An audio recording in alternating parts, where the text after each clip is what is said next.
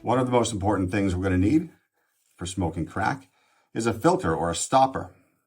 A copper-coated scouring pad like this can be used.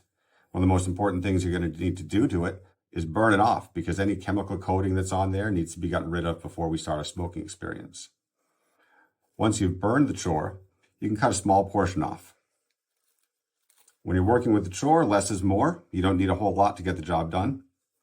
You're going to insert that inside the pipe and use your pusher to pack it into a small puck that's formed to the inside of the pipe.